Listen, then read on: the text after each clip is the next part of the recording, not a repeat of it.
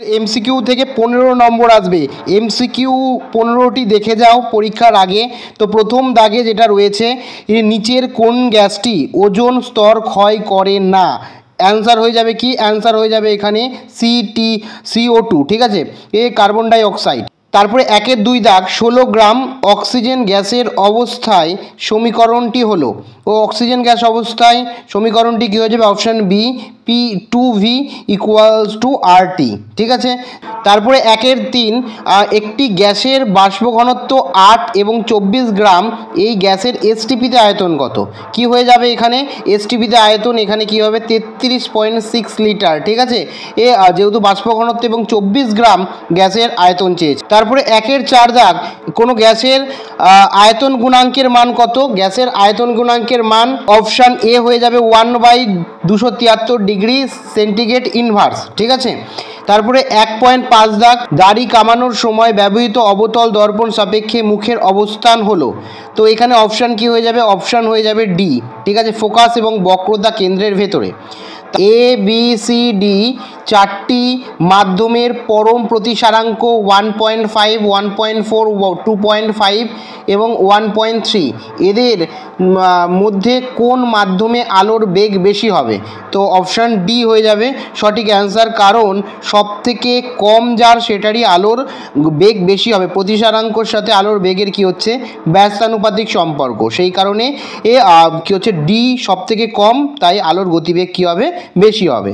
তারপরে 1-17 দাগ, কোনো পরিবাহীর কে টেনে দ্বিগুণ করা হলে রোধাঙ্ক কী হবে? দেখো, রোধাঙ্কের কোনো রকম পরিবর্তন হবে না, কারণ এখানে রোধাঙ্ক কী হয়ে যাবে? অপরিবর্তনশীল। পরবর্তী কোশ্চেন 1-18 দাগ, সমান ওয়াটের আলো নিঃসরণগুলোর মধ্যে সর্বাধিক শক্তি সাশ্রয়কারী হয় কোথায়? এখানে অ্যান্সার হয়ে যাবে কি? অ্যান্সার হয়ে যাবে এলইডি, ঠিক আছে। সবথেকে বেশি কম বিদ্যুৎ খরচ হয় এলইডি, লাইট ইমিটিং ডায়োড। তারপরে 1.9 কি হচ্ছে? ক্যান্সার রোগের চিকিৎসায় ব্যবহৃত হয় কি? ক্যান্সার রোগের চিকিৎসায় ব্যবহৃত হয় তেজস্ক্রিয় সালফার, ঠিক আছে, তেজস্ক্রিয় সালফার হচ্ছে রাইট অ্যান্সার। তারপরে 1-10, নিচের কোন মৌলটির তড়িৎ ঋণাত্মক সর্বাধিক? কোন মৌলটির তড়িৎ ঋণাত্মক সর্বাধিক? তো এখানে কি হচ্ছে? অক্সিজেন। অক্সিজেন অপশান এ হয়ে যাবে সঠিক অ্যান্সার। তারপরে 1-11 দাগ, প্রদত্ত কোনটি আয়নীয় যৌগ? কোনটি আয়নীয় যৌগ? এখানে একদম সবাই বলতে পারবে, ম্যাগনেসিয়াম কি হয়ে যাচ্ছে? Chloride, MgCl2। 1-12, অ্যাসিটিলিন অণুর সঙ্গে থাকা সমযোজী বন্ধনের সংখ্যা কত? ও হয়ে যাবে 5। এটা কিন্তু অনেক সময় দিতে পারে, অ্যাসিটিলিন অণুর থাকা সমযোজী যৌগ বন্ধন। তারপরে হচ্ছে হাইড্রোজেন সালফার গ্যাসের সংরক্ষিত করা হয় কি? সংরক্ষিত করা হয় বায়ুর ঊর্ধ্ব ও অপসারণ দ্বারা। কিভাবে সংরক্ষিত করা হয় হাইড্রোজেন সালফার? বায়ুর ঊর্ধ্ব অপসারণ দ্বারা।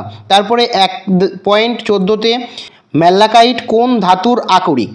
তো অ্যান্সার কি হবে? অ্যান্সার হয়ে যাবে হচ্ছে দস্তার আকরিক কি হচ্ছে? ম্যাটাইট। তারপরে 1-15 দাগ, নিচের কোন জ্বালানির মধ্যে সরলতম হাইড্রোকার্বন উপস্থিত? এটা সবাই জানে, সিএনজি, অর্থাৎ সিএনজিতে কি হচ্ছে? সবথেকে সরল হাইড্রোকার্বন উপস্থিত। এই যে 15 নম্বর, এই 15 নম্বরের কিন্তু আমি রীতিমতো তোমাদের একটা এমসিকিউ বলে দিলাম এগুলো। তো এই যে 15 নম্বরের এমসিকিউ বললাম, প্রথম প্রশ্নেই 15 নম্বর কিন্তু এমসিকিউ থেকে তোমরা প্রত্যেকে তোলার চেষ্টা করবে।